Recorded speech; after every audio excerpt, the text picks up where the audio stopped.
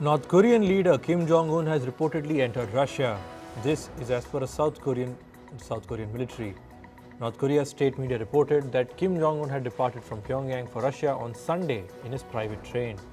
Russian President Vladimir Putin is likely to arrive in the city of Vladivostok today. Kim and Putin are likely to hold talks on weapons sale. Meanwhile, Russian President Vladimir Putin has said that he is planning to go to the Vostochin Cosmodrome located in Russia's Far East. This comes amid speculations that North Korea's Kim Jong-un and Putin are set to hold a meeting. The Kremlin spokesperson said, and I quote, "There will be negotiations between two delegations, and if necessary, the leaders will continue their communication in a one-on-one format." Russian President Vladimir Putin has said that cases against former US President Donald Trump are political revenge. He added that these cases show fundamental corruption in the United States. Putin said, and I quote, "What is happening in today's conditions is good because it shows the rottenness of the American political system." He also said that Russia's poor relations with the United States are unlikely to change significantly regardless of who becomes the next president. Ukrainian President Volodymyr Zelensky has called for a greater focus on war efforts. He also pledged to intensify the crackdown on corruption as part of Ukraine's bid to join the European Union. The campaign led to the dismissal of Ukraine's wartime defense minister last week. Meanwhile, Zelensky welcomed German Foreign Minister Annalena Baerbock to Kiev. He expressed gratitude for military and financial assistance provided by Berlin. According to a recent poll, about 78% of Ukrainians believe that Zelensky is directly responsible for corruption in the government and regional administrations. Corruption was named the most significant obstacle to development after Russia's war in the country.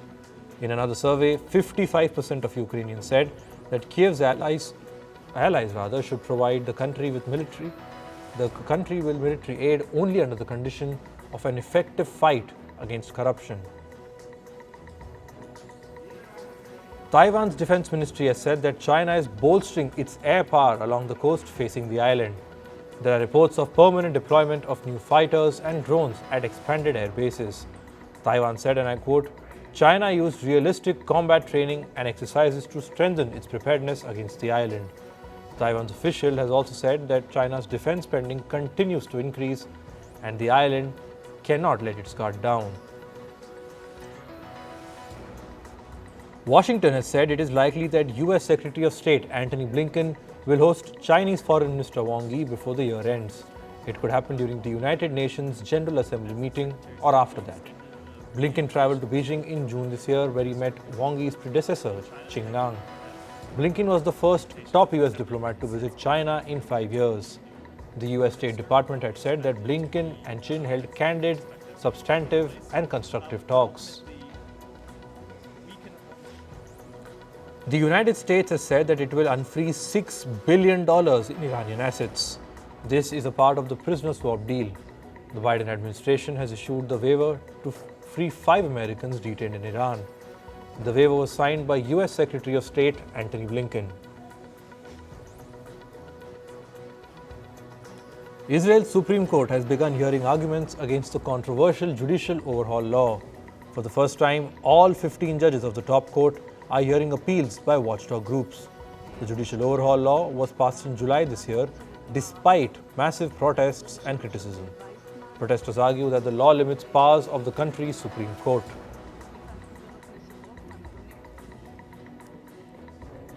A Nobel laureate in the Philippines, Maria Ressa, and her news site Rappler were acquitted in tax fraud charges. Ressa won the Nobel Peace Prize in 2021 along with a Russian journalist. She was acquitted on similar tax charges 9 months ago. Ressa is currently out on bail. She was convicted in the year 2020 and maintains that the charges against her are politically motivated. A plane flying from Sochi to Omsk made an emergency landing in Siberia's Novosibirsk region. 159 passengers were on board in Russia's Ural Airlines plane. The reason behind the emergency landing is not clear yet.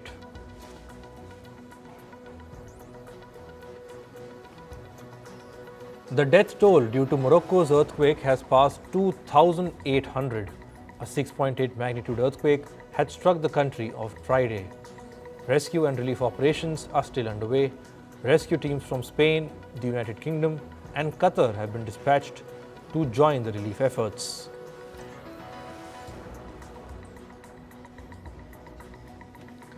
In climate news, Libya has declared 3 areas in its eastern Cyrenaica province disaster areas. The country has also asked for international help amid deadly floods in the country. Authorities say that at least 2,000 people were killed and thousands more are missing. Strong winds and heavy rain have battered and flooded Libya over the past 2 days. Relentless rain in China has killed about 7 people.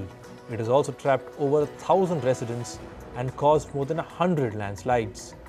Scientists have warned that typhoons hitting China are becoming more intense. They say this has escalated the risk of disasters.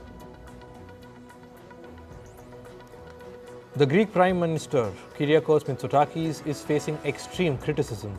His government has come under attack for its handling of Storm Daniel that has left 15 dead. The rainstorms have left vast tracts of the country underwater. Health experts have warned that this could become a hotbed for infectious diseases. The US has set a record for the most natural disasters in a single year in 2023. This is according to the American National Oceanic and Atmospheric Administration. It has said that there have already been 23 extreme weather events in the US this year, and this has cost its economy at least $1 billion. However, the figure does not include major disasters such as last month's tropical storm Hillary.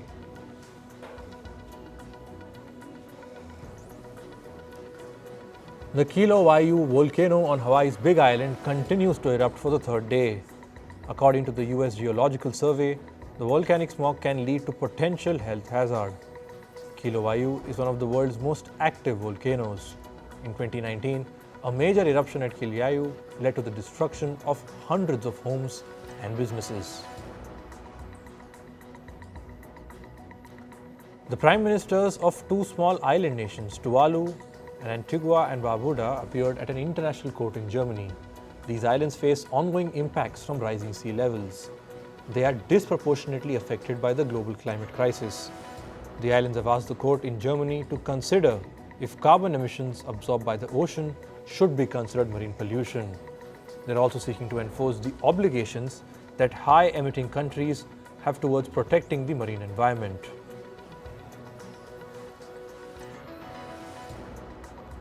The World Bank poured billions of dollars into fossil fuels around the world last year. This is despite repeated promises to refocus on shifting to a low-carbon economy.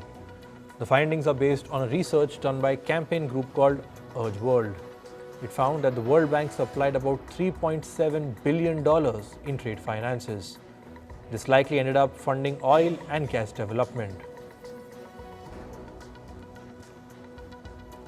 New footage shows Dutch police using a water cannon.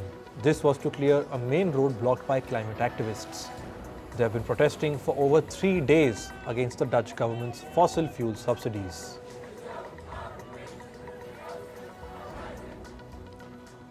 On to business and tech, China has said that its economy is resilient and has not collapsed. It has rejected claims from the West that its economy is faltering and could cause wider problems. Earlier, officials from countries like Australia and the US publicly raised concerns about the country's economy.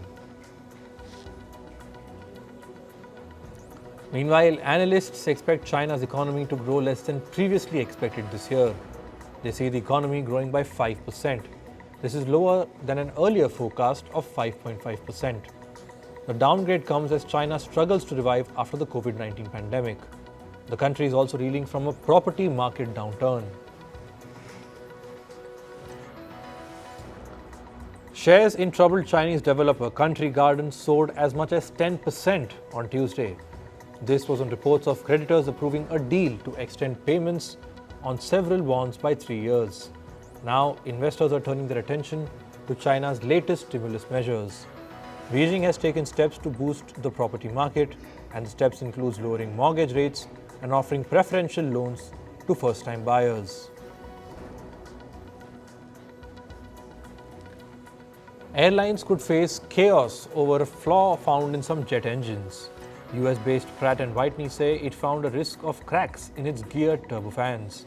These are widely used in planes made by Airbus.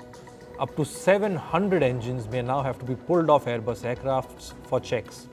Analysts say that among US carriers, Spirit, JetBlue and Hawaiian Airlines face the biggest problems. Jamie Dimon, the CEO of American financial firm JP Morgan, has criticized stricter capital rules proposed by US regulators. Earlier this year, regulators proposed a new requirement for banks, as part of which banks would be to set aside more capital to guard against financial risk. Dimon says the move can prompt lenders to pull back and consequently stymie economic growth. India may reconsider not allowing local firms to list on foreign exchanges. This is as per the country's Finance Minister Nirmala Sitharaman. Under current regulations, Indian firms are not allowed to list directly on overseas exchanges.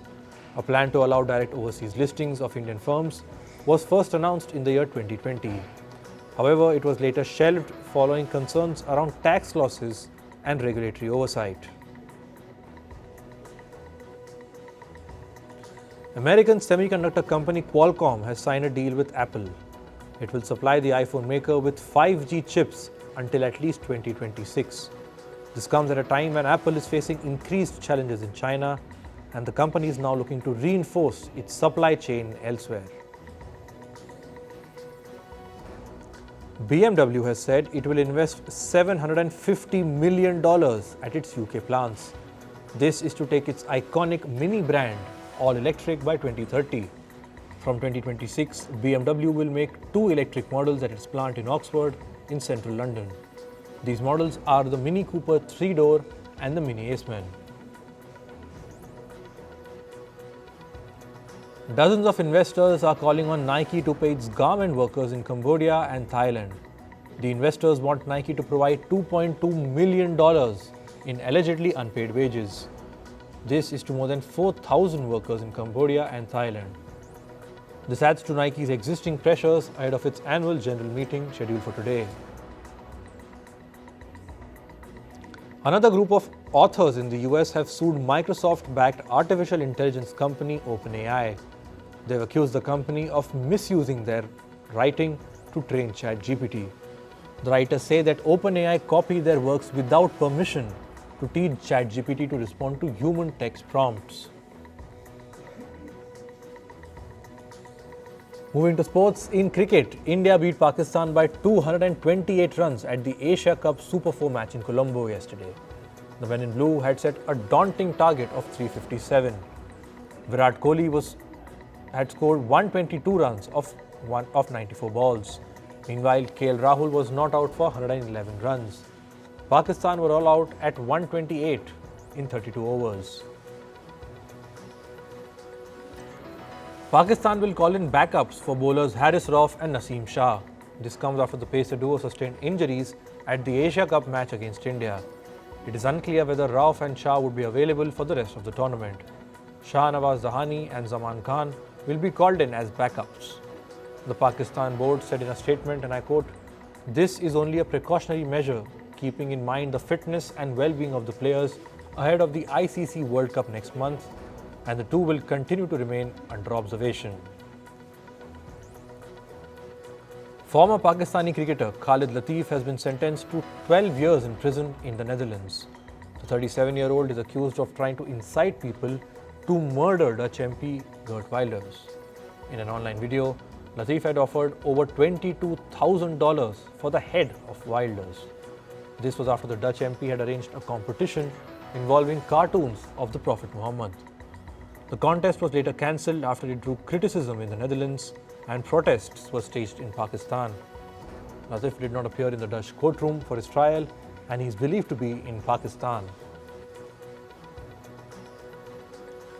Argentina's 2026 World Cup qualifier match against Bolivia is scheduled for tomorrow. Lionel Messi has skipped the last practice session with his team. The 36-year-old was fatigued after Argentina's first qualifier against Ecuador. During the training session, Messi sat on a chair and just observed his teammates play. The match is being held in Bolivia's capital, La Paz, at the Estadio Hernando Siles. The players will clash in a stadium that is over 3,600 meters above sea level. The venue is particularly challenging for visiting teams who struggle to adapt to the adverse conditions at the high altitude. Portugal thrashed Luxembourg 9-0 at the 2024 Euro qualifiers. They had gained a comprehensive 4-0 lead within the first half of the game, and this means Portugal have won all of their 6 qualifiers for the Euros.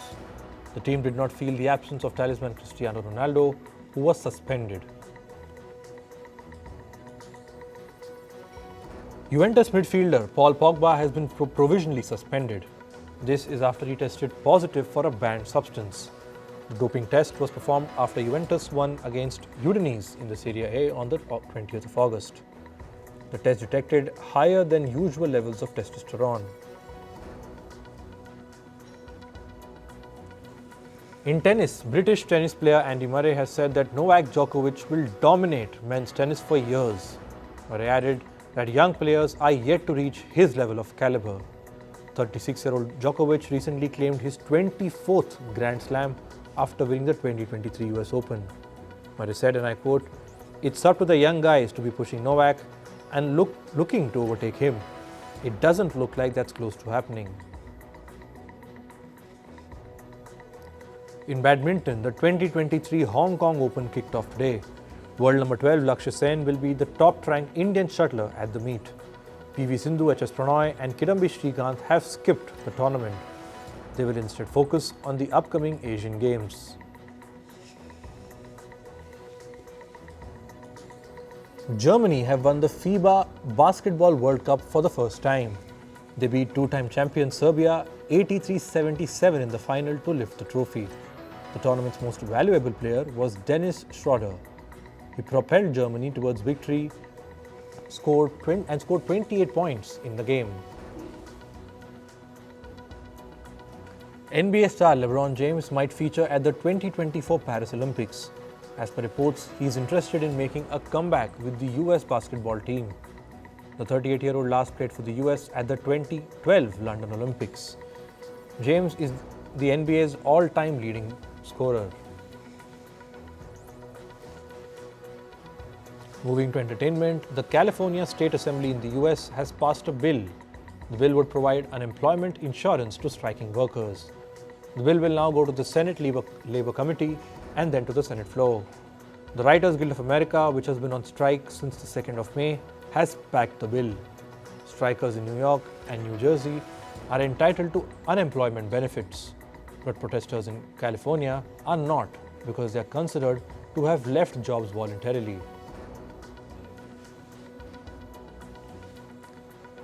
The Nun 2 released in theatres across North America last week. In the first weekend, the movie earned over $32 million in North America. The sequel of 2018 movie The Nun has got mixed reviews. Meanwhile, the Equalizer 3 has earned over $12 million at the opening weekend, while My Big Fat Greek Wedding earned $10 million. DC is set to release a sequel to Aquaman, a movie that turned it into a billion-dollar hit. The movie is bringing back actor Amber Heard as Mera. Heard was in the news last year over a defamation trial involving her former husband Johnny Depp. DC did not entirely remove Amber Heard from the film, but her role in Aquaman was reportedly shifted to avoid backlash.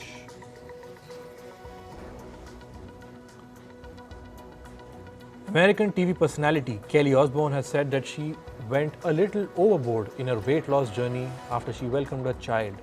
Osborne had a baby with Slipknot musician Sid Wilson in 2022. She recently said that her determination to bounce back may have been extreme. She said, and I quote, "I felt the pressure of losing the baby weight. It became my mission. I was obsessed with it."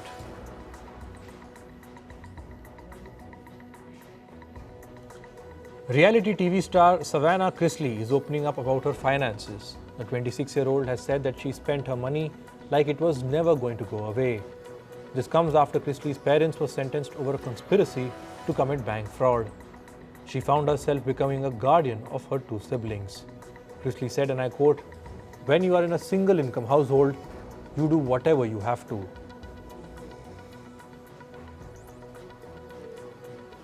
Social media platforms Snapchat and MTV are set to collaborate to facilitate voting for the Video Music Awards this year. Snapchat will incorporate augmented reality lenses into the process. This will be the first official partnership between the two entities.